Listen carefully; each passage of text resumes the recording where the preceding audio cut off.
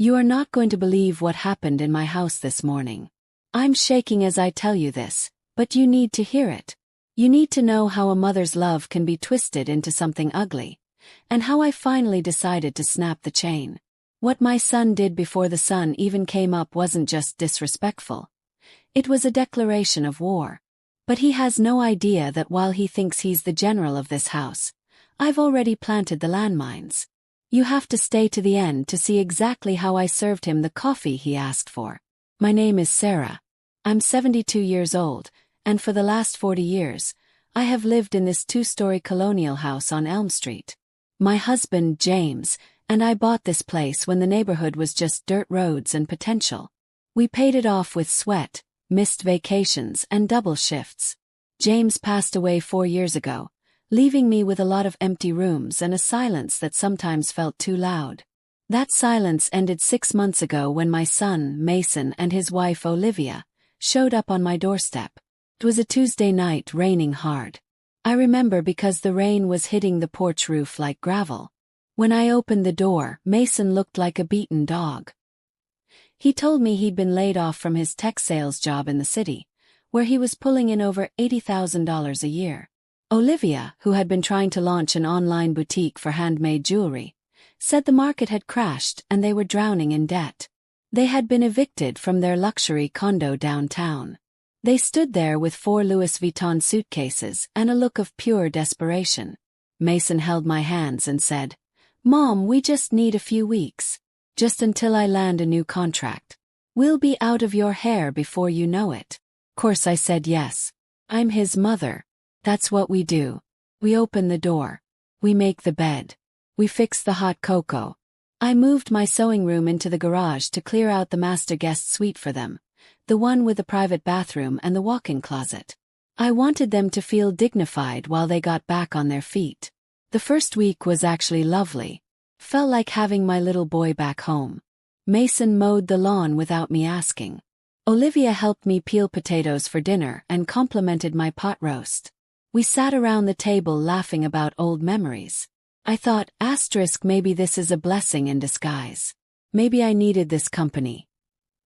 But the honeymoon phase of their poverty didn't last long. The change was slow, like a leak in a pipe that you don't notice until the drywall is rotting. Started with the groceries. About 3 weeks in, Olivia mentioned that she was getting headaches. She told me it was because of the low-quality food I was buying. She said she could only eat organic, grass-fed, non-GMO products from the high-end market across town, the one where a gallon of milk costs $9. I wanted to be helpful. I wanted them to be healthy. So, I took my Social Security check, which is $1,400 a month, and I started shopping at the expensive store. I stopped buying my own treats. No more magazines, no more yarn for my sewing projects. I spent $300 a week on food just to make sure Olivia didn't get headaches. Then came the cleaning. Mason told me that Olivia was stressed about her failing business and needed a clutter-free environment to focus on applying for jobs. He asked if I could just tidy up their suite while they were out at networking events. Tidy up turned into scrubbing their toilet, picking up their dirty underwear from the floor, and washing the dried makeup off the bathroom sink. I found half-eaten protein bars on the nightstand and wet towels thrown on the expensive hardwood floors James had installed with his own hands. I never complained. I told myself, they are stressed. They are going through a crisis. I am the mother. I am the rock. But last month, the dynamic shifted from helpless children to arrogant tenants. Mason stopped looking for jobs. Or at least it seemed that way. He started sleeping until noon. He'd come downstairs in his boxers, scratch his stomach and ask, "Is there any bacon left?" without even saying good morning. If I said no, he'd sigh loudly, roll his eyes and mutter about how poorly stocked the fridge was. Olivia was worse. She stopped helping with the dishes entirely. She would finish eating, push her plate away like a dissatisfied customer at a restaurant, and go sit in the living room to scroll through her phone. She told me she was building her brand and needed to engage with her followers. I was becoming a ghost in my own home. Actually, less than a ghost, I was a servant. A servant who paid the bills. Which brings us to last night. It was a Thursday. I had spent the entire day cleaning the gutters because Mason said his back hurt too much to do it, even though he's 32 and goes to the gym 3 times a week. I was exhausted. My knees were throbbing. For dinner, I made a simple meatloaf. It's Mason's favorite, or it used to be. I set the table. Put out the napkins. I poured the water. Mason and Olivia came down at 7 p.m. They didn't say hello. They sat down, and Olivia looked at the meatloaf with a sneer. "Meatloaf again," she said, poking it with her fork. "Sarah, you know red meat creates inflammation. I specifically told you I'm trying to do a cleanse this week." I felt a lump in my throat. "I'm sorry, Olivia. Ground beef was on sale. I'm on a budget this month since the electric bill went up." The electric bill had doubled because they ran the AC at 65 degrees all day and left every light in the house on. Mason chimed in, mouth full. "Mom, don't guilt-trip her. She's stressed. If you're gonna cook, at least make something edible. This is dry." He took a bite, chewed aggressively, and swallowed. "And hey, speaking of bills, the internet is lagging. You need to upgrade to the fiber optic package. I lost a connection during a game today. It's unacceptable." "A game?" I asked softly. "I thought you were doing job interviews online." Mason slammed his fork down. The sound echoed off the walls. "I need to blow off steam, Mom. God, you're always on my case. Do you want me to be miserable? Is that it?" I looked down at my plate. "No, Mason. I'm spending my savings to keep us going." "I thought." "You thought what?" Olivia snapped. "That we owe you something. Family helps family, Sarah. That's how it works. We're the victims here." They finished eating in silence. When they were done, they stood up and left the dirty plates on the table. "I'm going to bed early," Mason announced, checking his smartwatch. A brand new model that I'm pretty sure costs $400. "I have a very important thing tomorrow morning." He stopped at the doorway, turned around, and looked me dead in the eye. There was no love in that look. Just cold, hard entitlement. "Mom," he said, "wake me up before sunrise. 5 a.m. sharp. And make some coffee and set the table. Olivia and I want a proper breakfast before we head out. Pancakes, eggs, fruit. The works. Don't be late." He didn't ask. He ordered. "And keep it quiet down here while you cook," Olivia added, yawning. "I need my beauty sleep." They walked up the stairs, leaving me alone with the dirty dishes and a heart that felt like it was cracking into pieces. I stood there for a long time. I looked around the kitchen that James and I had renovated in 1995. I looked at the table where we used to celebrate birthdays. I looked at my trembling hands, rough from years of work at the textile factory to pay for Mason's college tuition. Tuition for a degree he barely used. I washed the dishes. I dried them. Put them away. But I didn't go to sleep. I went to my bedroom and sat in the rocking chair by the window. I thought about the past. I remembered when Mason was 10 years old and wanted a dirt bike. James worked overtime for 3 months to buy it. I remembered when Mason was 18 and crashed our sedan because he was texting.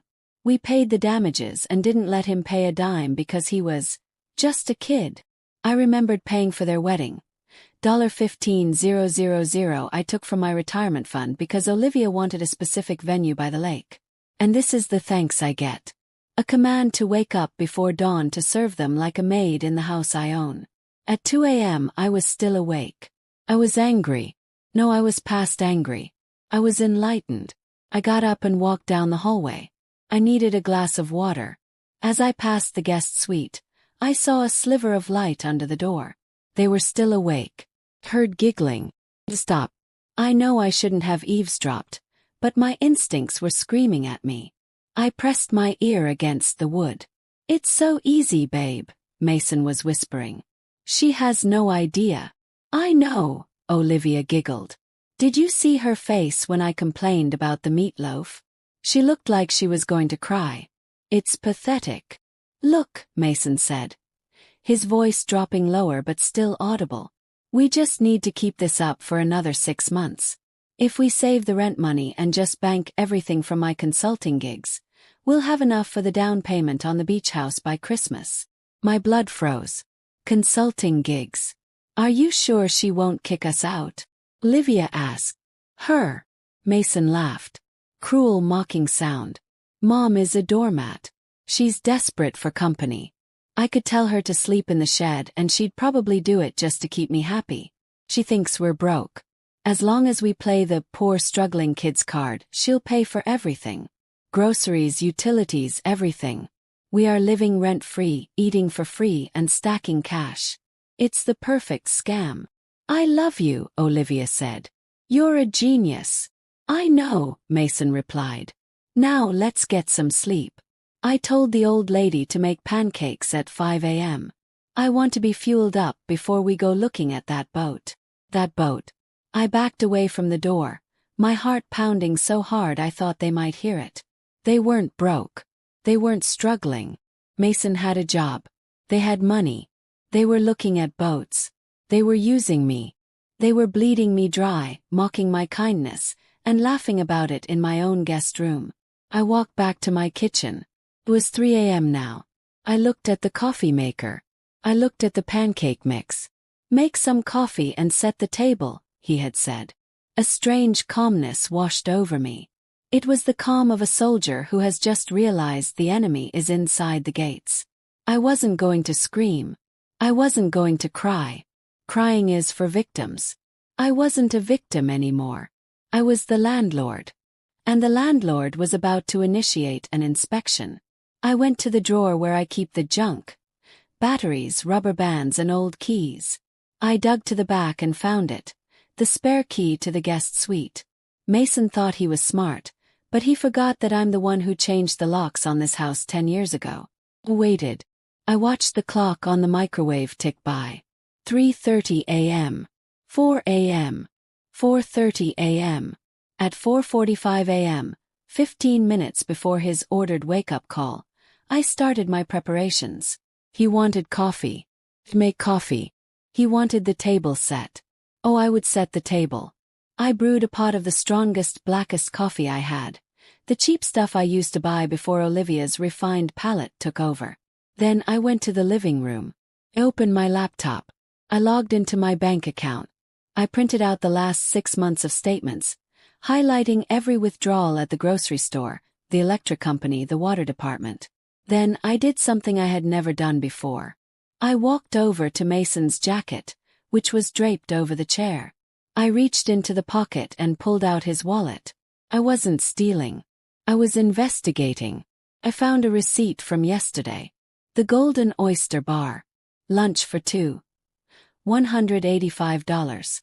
Paid with Visa ending in 4490. Time 1 p.m. So, while I was cleaning the gutters and hurting my back, they were eating oysters and drinking champagne. I took the receipt. I put it on the dining table. I went back to the kitchen and grabbed the frying pan. Not to cook pancakes. To make noise. At exactly 5 a.m., I didn't gently knock on their door. I walked right in. The room smelled of expensive perfume and deception. They were curled up under my down comforter, sleeping the sleep of the guiltless. I stood at the foot of the bed. I took a deep breath. Rise and shine. I screamed, banging a metal spoon against the frying pan. Asterisk clang. Clang. Clang. Asterisk. Mason shot up like he'd been electrocuted. Olivia screamed and scrambled backward, tangling herself in the sheets. What the hell? Mason yelled, his eyes wide and wild. Mom, are you crazy?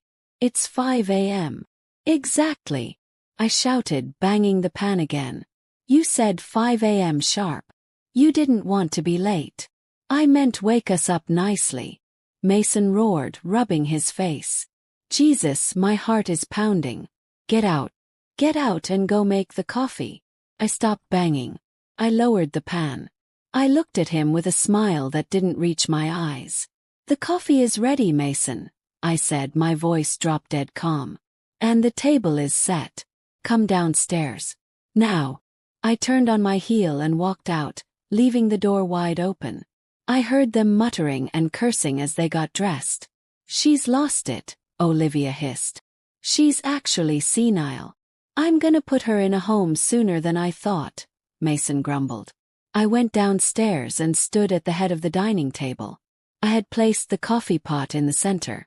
No mugs, just the pot. And on the plates, no pancakes, no eggs, no fruit. On Mason's plate, I had placed the receipt from the oyster bar. On Olivia's plate, I had placed the eviction notice form I had downloaded and printed off the internet at 4:15 a.m. They came stomping down the stairs, looking furious. Mason was wearing his expensive robe. Olivia was wearing silk pajamas. This better be good, Mason said, entering the dining room. I'm starving.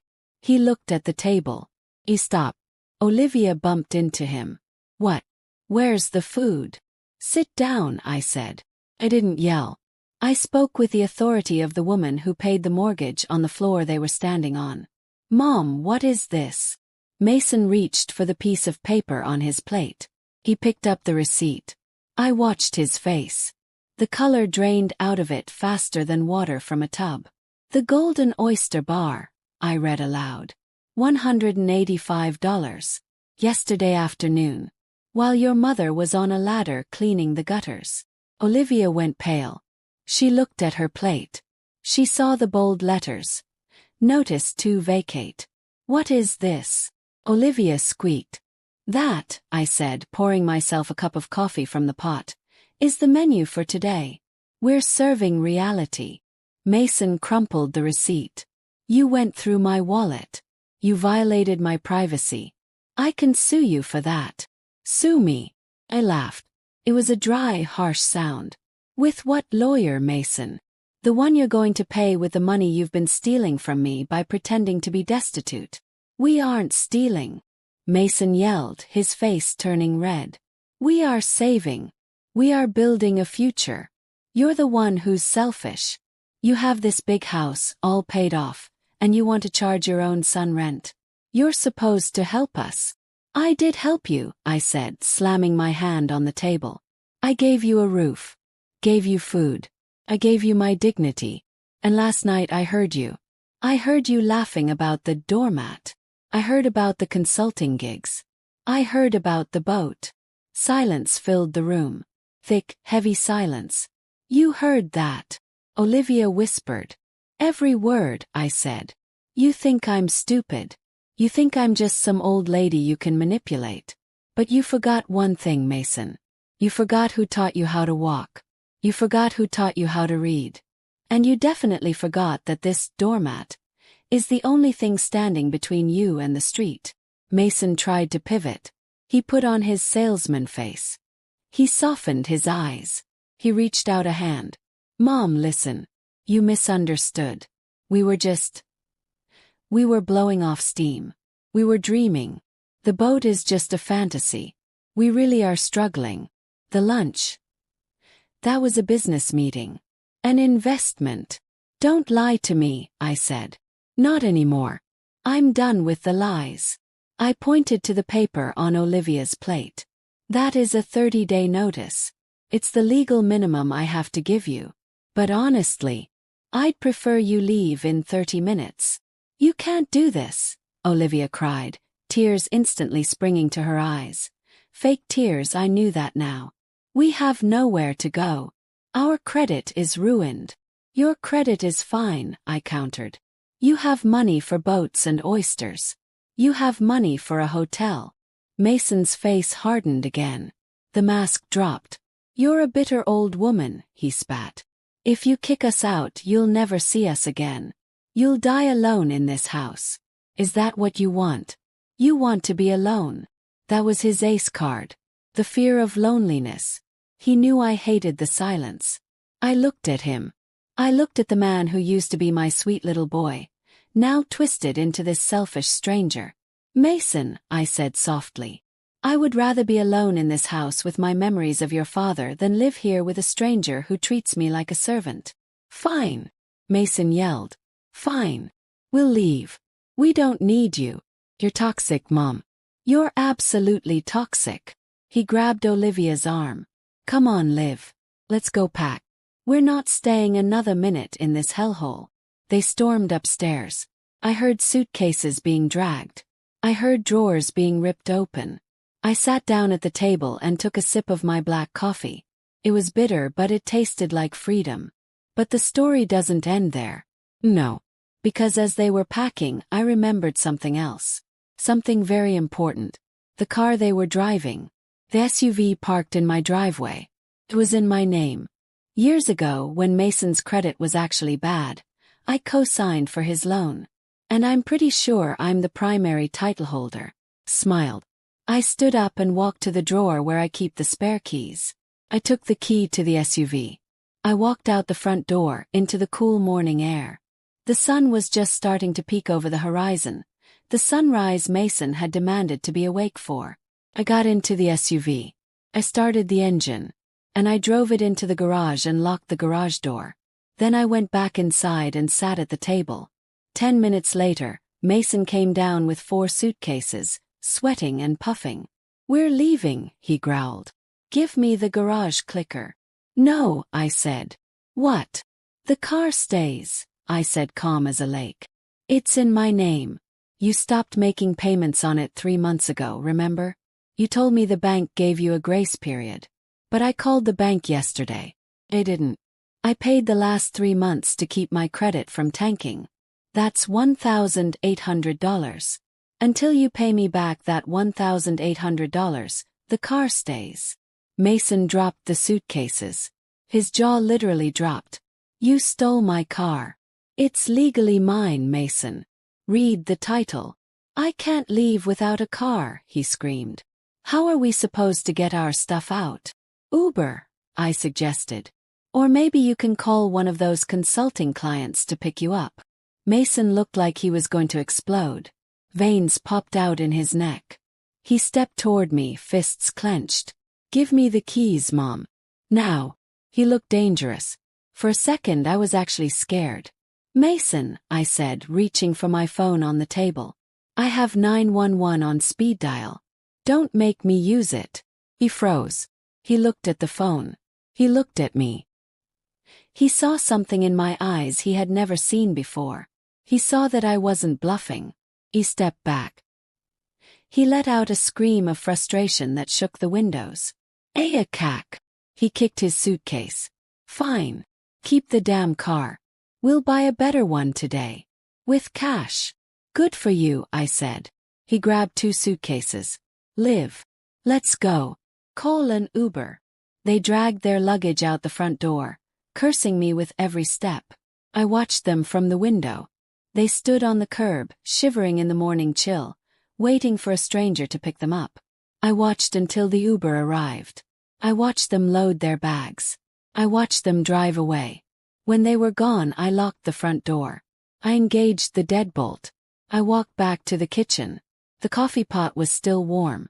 Poured a second cup. I sat down. I looked at the empty chair where Mason had sat. I felt a tear roll down my cheek. Hurt. God, it hurt. No mother wants to go to war with her child. No mother wants to realize she raised a narcissist. But then I looked around my kitchen. It was quiet. The mess was gone. The negativity was gone. I was safe. Do you want to know what happens next? Do you want to know what I found in their room when I went up to clean it? Because what I found under the mattress changed everything, and not in the way you think. You want to know what I found under that mattress, don't you? You want to know what could possibly be worse than hearing your own son plot to steal your money? Well, grab a seat, because what I pulled out from under that king-sized memory foam mattress wasn't just a dirty magazine or a hidden stash of candy. It was a spiral-bound notebook. A cheap 99-cent black notebook. But what was written inside was worth a fortune in heartbreak. I had gone upstairs with a trash bag and a bottle of bleach. I wanted to scrub them out of my house. I wanted to wash the smell of their expensive cologne and their entitlement out of the curtains. I stripped the bed with angry hands. I yanked the sheets off, imagining I was yanking away their lies. And when I lifted the mattress to flip it, because my mother always taught me to flip the mattress when guests leave, I saw it. It was wedged right in the center, between the box spring and the mattress. Picked it up. It felt heavy, like it was holding secrets. I sat on the edge of the stripped bed and opened it. On the first page, in Olivia's perfect, bubbly handwriting, were the words, "Project Inheritance." My breath caught in my throat. I turned the page. It was a ledger. A detailed, meticulous ledger. But it wasn't tracking their expenses. It was tracking mine. August 12th. The old lady bought new tires for her sedan. Minus $400. Waste of money. She barely drives. August 15th. Sarah went to the dentist. Copay was $50. Note. Need to convince her to stop going to the expensive clinic. Asterisk. September 1st. She paid the property tax. $3,200. That cuts into the liquid cash. We need to get power of attorney sooner rather than later. Asterisk. Felt sick. Physically sick. They weren't just mooching, they were auditing me. They were watching every penny I spent on my own survival as if I was stealing it from their future bank account. But it got worse. I flipped to the middle of the notebook. There were sketches. Drawings of my house. My beautiful colonial house that James and I built a life in. But the walls were knocked down. The kitchen was completely different. There were notes in the margins. Asterisk wall between kitchen and dining needs to go. Open concept. Asterisk turn Sarah's sewing room into a nursery or a home gym. Asterisk master bedroom. Sarah's room, rip out the carpet, install heated floors. This will be ours once we move her to the facility. Asterisk. The facility. Froze. I stared at those words until they blurred. They weren't planning on living with me. They were planning on moving me out. They were planning on putting me in a nursing home so they could take over the house completely. There was a list of target dates. Asterisk phase 1. Move-in complete. Asterisk phase 2. Establish financial dependence, in progress. Asterisk phase 3. The incident. Target, December. Under the incident, Mason had written in his jagged scrawl, asterisk wait for a fall or a memory lapse. Document everything. Use it to prove she can't live alone. Call Adult Protective Services if necessary. Asterisk. They were waiting for me to fall. They were hoping I would slip on the stairs or forget to turn off the stove so they could swoop in, declare me incompetent, lock me away in a facility, and gut my house. Close the notebook. My hands were shaking so hard I dropped it on the floor. It landed with a thud that sounded like a gavel in a courtroom. I didn't cry this time. The tears were gone. Burned away by a rage so hot it felt like I had swallowed a coal. I stood up. I looked around the room. I saw their presence everywhere. The nail polish stain on the vanity, the scuff marks on the wall. Get out, I whispered to the empty room. Get out of my life.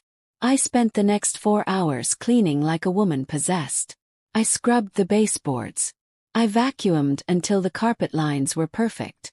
I opened every window to let the autumn breeze blow through. I wanted to reclaim my space. This was Sarah's house.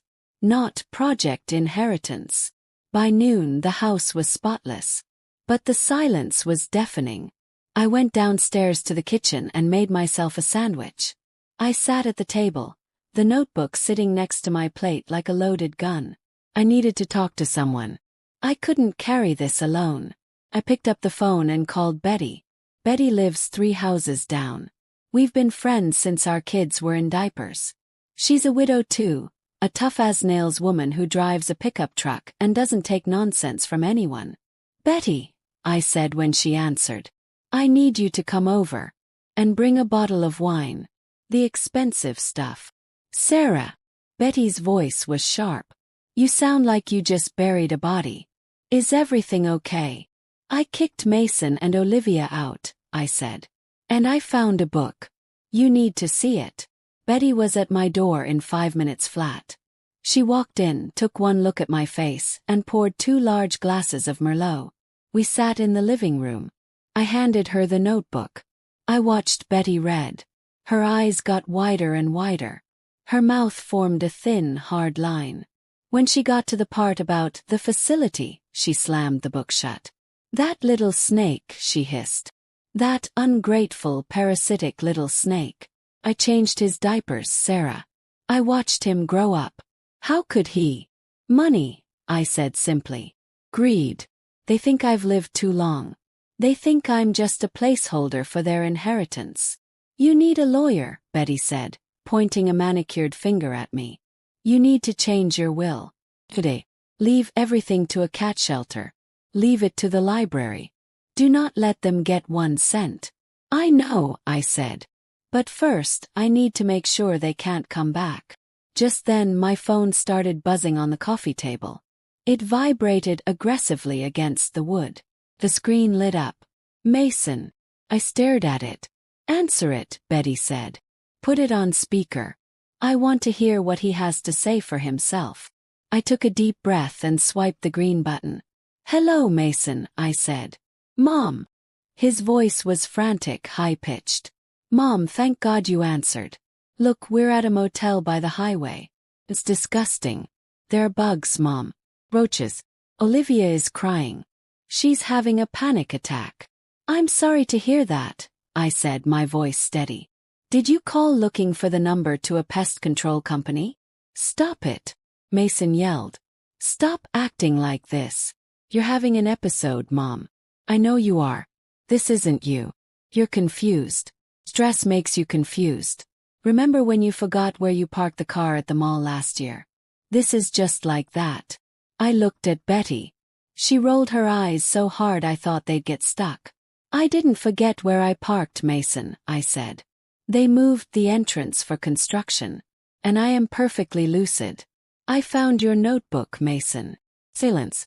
Dead silence on the other end of the line. What notebook? He asked, his voice dropping an octave. The black one, I said. Under the mattress. Project Inheritance. The facility. The incident. Does that ring a bell? I heard him breathing. Fast, shallow breaths. Mom, that's just a joke, he stammered. It's a dream board. We were just manifesting. It wasn't real. It looked real to me, I said. Especially the part where you calculated exactly how much my dental work costs. Listen to me, Mason. You are never stepping foot in this house again. If you show up here, I will call the police for trespassing. You can't do that, he screamed. I have rights. I established residency. You established fraud. Betty shouted from across the table. Who is that? Mason snapped. Is that Betty? Oh great, the neighborhood witch. Mom, don't listen to her. She's poisoning your mind. Betty is a witness, I said. And she's reading your little diary right now. Goodbye, Mason. Hung up. My hand was trembling again, but this time it was adrenaline. He's going to come back, Betty said, sipping her wine. He's desperate. And desperate men do stupid things. I changed the locks, I said. And I have the car. The car. Betty laughed.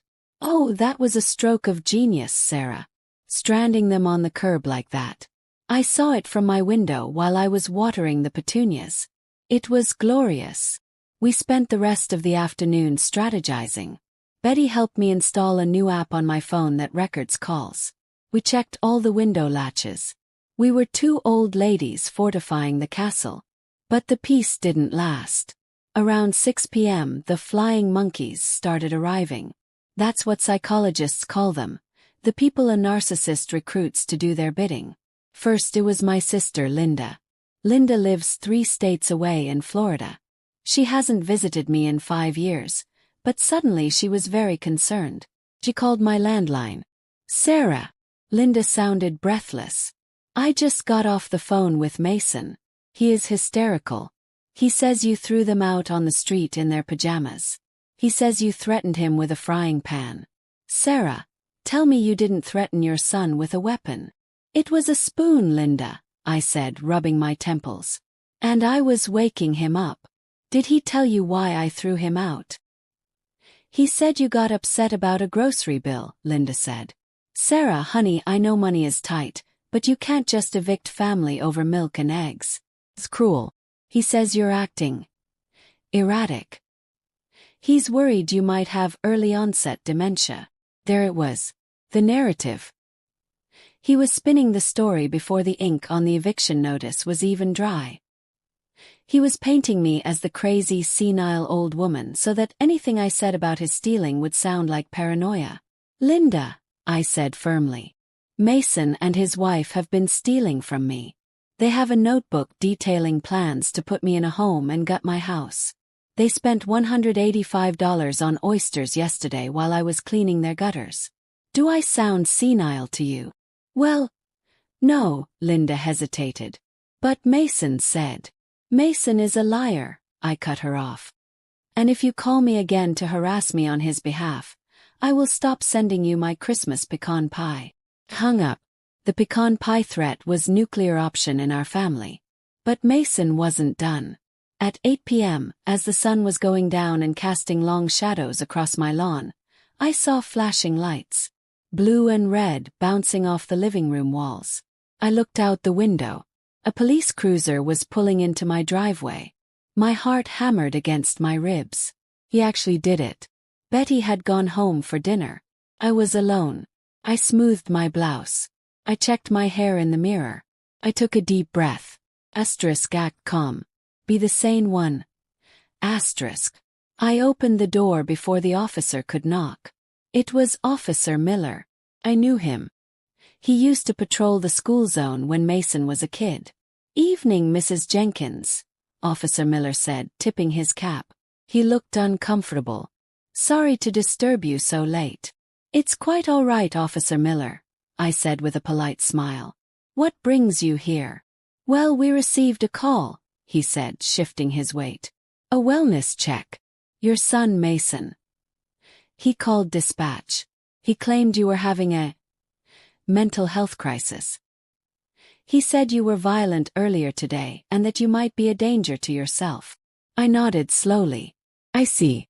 Did he also mention that he is currently angry because I evicted him this morning for financial abuse?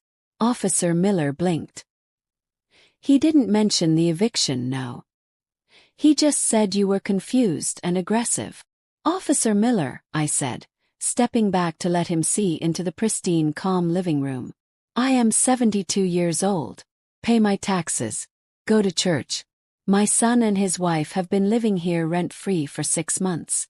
I discovered they were using my funds for luxury items while claiming poverty. I asked them to leave. They didn't like that. This call is retaliation. I walked over to the dining table and picked up the notebook and the receipt from the oyster bar. This, I said, handing him the receipt, is what they ate yesterday while I paid their electric bill. And this notebook details their plan to put me in a facility so they can renovate my kitchen. Officer Miller looked at the receipt. He looked at the notebook. He read the page about the incident. His face changed. The cop face melted away, replaced by the look of a man who has a mother of his own. He wrote this? Officer Miller asked, tapping the page. His handwriting, I confirmed. You can compare it to his high school graffiti under the bleachers if you want. Officer Miller chuckled dryly. He handed the book back. Mrs. Jenkins, you seem perfectly lucid to me. The house is orderly. You are calm. This looks like a civil dispute and, frankly, a waste of police resources on his part. Thank you, I said. I just want to be left alone. I'll make a note in the report, Officer Miller said. If he calls again with false claims, we can look into harassment charges. You have a good night, ma'am. And lock your doors. They're already locked, I said. When the police car drove away, I felt a surge of victory. I had won the first battle. But the war wasn't over.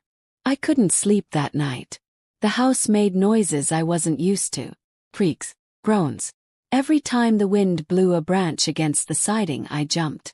I sat in the kitchen with the lights off, drinking tea, watching the driveway. Around 2 a.m. I saw headlights. Car slowed down in front of the house. It wasn't a police car. It was a beat-up sedan. Probably an Uber or a rental. It idled there for a minute. I saw the silhouette of two people in the front seat. My phone buzzed in my pocket. Text message. Mason, I know you're awake. I need my laptop. I left it in the office. Let me in. Asterisk asterisk. I didn't reply. Mason, it has all my work files. If I don't get it, I lose my consulting contract.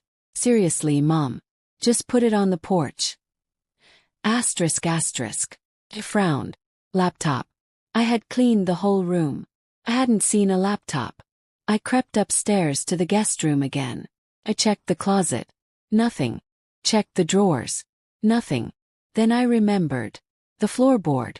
When Mason was a teenager, he had loosened a floorboard in the corner of the closet to hide his cigarettes. I never told him I knew about it. I went to the closet. I pulled back the carpet. I pried up the loose board. There was no laptop. But there was a jewelry box. My jewelry box. The velvet one I kept in the back of my vanity drawer. The one I thought I had misplaced last month. Opened it. Me. Was it true? Or was this the ultimate manipulation? Was the baby just another entry in the Project Inheritance notebook? I lowered the tire iron. Mason exhaled, thinking he had won. Thinking he had found the weakness in my armor. Is she really pregnant? Yes. Yes, Mason said eagerly. We have the ultrasound picture. It's in the car. I can show you. Just let us come back in. Just until the baby is born. Please, Mom. For the family. He took a step toward me. And in that moment I had to decide. Was I the grandmother who sacrifices everything? Or was I the woman who finally learned that no is a complete sentence? I looked at my son. And then I looked at the hole in the ground. Show me the ultrasound, I said. And then we're going to have a talk. Mason ran to his car, the rental parked down the street, to get the picture. While he was gone, I took the metal box of cash. I walked into the house. I locked the back door. I went to the kitchen sink and turned on the garbage disposal, just to hear the noise, to drown out the thumping of my heart. He came back to the back door, waving a piece of glossy paper against the glass. I looked through the window. It was an ultrasound, a grainy black and white image of a little bean. But then I looked closer. At the date on the top of the ultrasound. 02/14/2021. Today is October 2023. That ultrasound was 2 years old. It wasn't theirs. Or if it was, it wasn't new. It was a prop. Fake. A lie printed off the internet or saved from an old scare. He was lying about the baby. He was lying about the grandchild. He was using the idea of a new life to parasitic off of mine. Something inside me snapped. Not a break but a setting into place. Like a dislocated shoulder popping back into the socket. I didn't open the door. I held up my phone to the glass. I typed a message so he could read it on his phone. The ultrasound is dated 2021. You are a liar. I'm calling the police in 60 seconds. Leave the property, Mason. And don't come back for the cash. That's my reimbursement for the rings. Mason looked at his phone. He looked at the ultrasound in his hand. He realized his mistake. He slammed his fist against the glass. Open the door, he screamed. You can't do this. I turned my back on him. Picked up the landline. I dialed 911. 911, what is your emergency? My name is Sarah Jenkins, I said, my voice clear and strong. There is an intruder in my backyard. He is aggressive. I need assistance immediately. I heard Mason running away before the operator even finished asking for my address. He knew. He knew the game was over. I sat down at my kitchen table. The metal box of money was in front of me. The notebook was to my left. I was alone. But for the first time in 6 months, the house didn't feel empty. Felt cleansed. But if you think Mason and Olivia just disappeared into the night, you are wrong. Because narcissists don't give up that easily. And what happened 3 days later, when I tried to leave the house to go to the grocery store, made the tire iron incident look like a tea party. You won't believe who showed up on my front lawn with a picket sign and a news crew. I thought the shovel incident was the finale. I thought catching my son digging up my backyard like a frantic pirate was the rock bottom of our relationship. But I was wrong. Rock bottom has a basement, and Mason found the trapdoor. 3 days had passed since I called the police on him. The house was quiet. I had spent the weekend changing my phone number and installing security cameras. I felt safe inside my fortress. But I had to eat. My fridge was empty because I had stopped buying groceries for 3 people, but I still needed milk and bread for 1. I grabbed my purse and opened the front door. Froze. Parked on the street, blocking my driveway, was a white van with a large satellite dish on top. Standing on my manicured lawn, the lawn James used to water every Sunday, was Mason. He wasn't alone. He was holding a sign made of cardboard and Sharpie marker that read, "Kicked out by my own mother for being poor." Next to him was Olivia, wiping dry eyes with a tissue, looking like a tragic heroine from a soap opera. And pointing a camera right at my front door was a news crew. A reporter with perfectly sprayed hair and a microphone thrust herself toward me before I could even step off the porch. "Mrs. Jenkins," she shouted, her voice projecting for the neighbors to hear. "I'm Linda Suarez from Channel 5 News. Your son claims you evicted him and his pregnant wife without notice, leaving them homeless in the middle of a financial crisis. Do you have a comment on these allegations of elderly cruelty?" I stood there, clutching my purse. My heart hammered against my ribs. This was his plan. Public shaming. He knew I valued my reputation in the neighborhood. He knew I was the head of the church bake sale committee. He wanted to humiliate me into submission. Mason looked at me from behind the reporter. He smirked. A tiny blink in him smirk. He mouthed the word pay. He thought I would crumble. He thought I would say, No, come back inside, let's not make a scene." But he forgot about the notebook. I didn't retreat into the house. I didn't hide my face. I straightened my spine. I walked right up to the reporter, stepping into her personal space. "You want a comment?" I asked, my voice steady and loud. "Or do you want the truth?" "We want to know why a mother would do this," the reporter pressed, sensing drama. "Excellent," I said. "Wait right here." I turned around, walked back into the house, and grabbed the black notebook from the kitchen table. I also grabbed the fake ultrasound picture and the pawn shop receipts. I walked back out. The camera followed my every move. "Mason claims he is poor," I said to the camera lens. "He claims he is struggling. This is a receipt from the Golden Oyster Bar from last Thursday. Lunch for 2. $185. Paid for with money he stole from my grocery fund." I held the receipt up to the lens. The reporter blinked. "And this," I continued, holding up the glossy photo, "is the ultrasound of my so-called grandchild. If you zoom in on the top right corner, you will see the date is February 14, 2021. Unless this is the longest pregnancy in human history, my son is lying to you, lying to me, and lying to his wife about a baby that doesn't exist." Olivia gasped. She actually looked shocked. She grabbed the photo from my hand. She stared at the date. "Mason," she whispered. You got this from the internet. You told me you went to the doctor. You told me the appointment was real." The twist hit me. Olivia didn't know. Mason had lied to her too. He had faked the pregnancy to keep her calm, to keep her from leaving him, and to use as leverage against me. "And finally," I said, opening the black notebook to the page marked, "The Facility." "This is a journal my son kept under my mattress.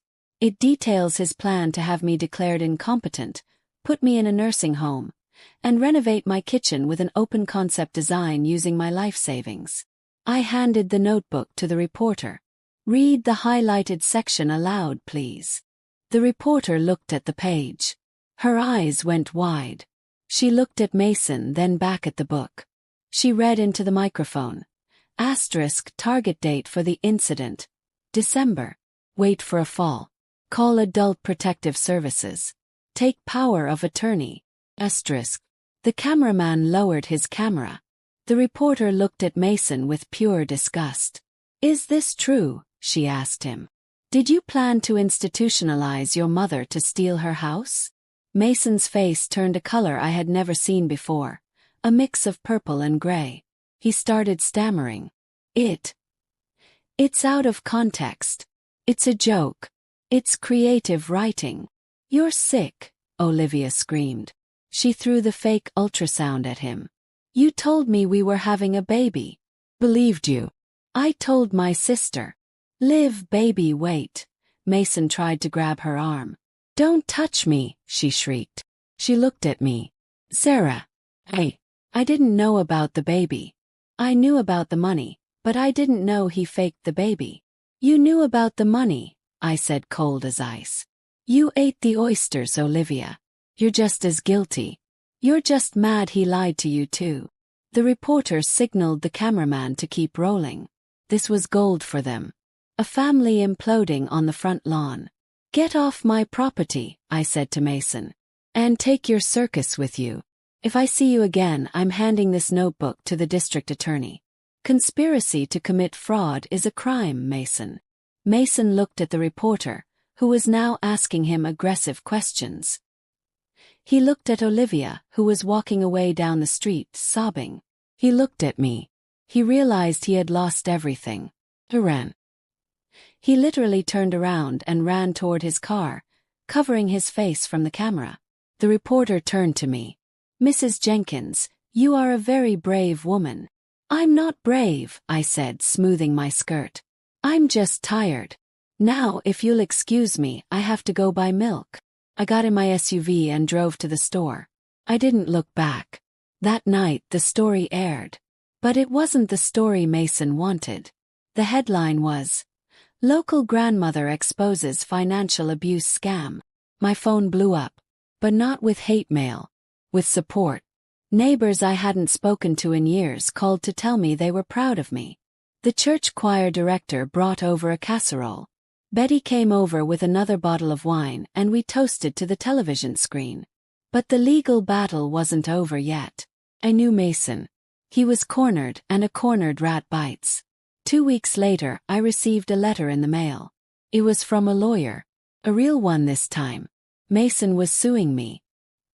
He was claiming that the $5,000 in the metal box, the cash I had confiscated, was his property and I had stolen it.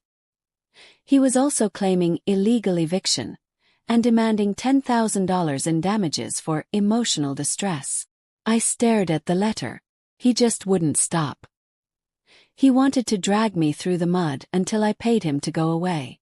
I called Mr. Henderson. He was James's old lawyer. A man who wore bow ties and had a bulldog's tenacity.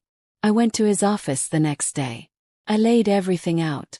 The notebook, the receipts, the police report about the jewelry, the letter from Mason's lawyer.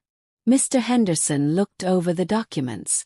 He smiled a slow, predatory smile.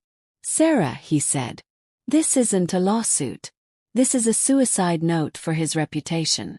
He has admitted to burying cash on your property. Cash that exceeds the IRS gift limit and was likely undeclared income. He has admitted to pawning your jewelry without permission, which we can prove with the pawn shop records. And he is suing you for emotional distress after plotting to put you in a home. What do we do? Yes. We don't just defend, Mr. Henderson said. We attack. We file a countersuit. We sue for the value of the missing jewelry, for the unpaid utility bills he racked up, for the damage to the floorboards, and for the legal fees. And we file for a permanent restraining order based on the threats in that notebook. We went to court a month later. I walked into the courtroom wearing my favorite blue dress. Betty was right beside me. Mason was there. He looked terrible. He had lost weight. His expensive suit looked rumpled. He was alone. Olivia wasn't there. Rumor had it she had moved back in with her parents in Ohio and filed for divorce the day after the news report aired. When the Judge Reynolds, a stern woman with glasses, read the evidence, the room went silent. She looked at the notebook. She looked at the fake ultrasound. She looked at Mason. Mr. Jenkins, the judge said, her voice echoing off the wood paneling. In my 20 years on the bench, I have seen many disputes.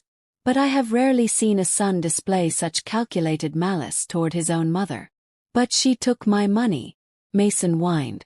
That cash was mine. Can you prove the source of that cash? The judge asked. Do you have pay stubs? Bank withdrawals? Mason stayed silent.